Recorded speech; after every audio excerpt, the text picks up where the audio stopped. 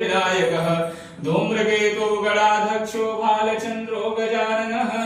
द्वादशेतानि नामानि त्रिषन्धयः पठेन्नरः सर्वमङ्गलमाङ्गल्ये शिवे सर्वार्थसाधिके शरणे त्र्यम्बिके गौरी नारायणी नमोस्तुते वक्रतुण्ड महाकाय सूर्यकोटि समप्रभं निर्विघ्नं कुरु मे देव सर्वकार्येषु सर्वदा प्रणम्य शिरसा देवः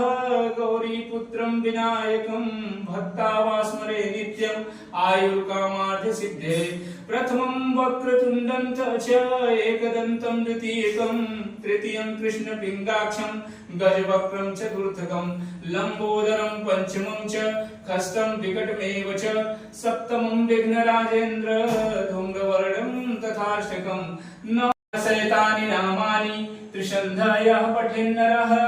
न च विघ्नभयं तस्यं सर्वसिद्धिकरं प्रभो विद्यार्थी लभते विद्यां च लभते नात्र संशयः अष्टभ्यो ब्राह्मणेभ्यश्च लिखित्वा यः समर्पयेत् तस्य विद्यां भवे सर्वगणेशस्य प्रसादतः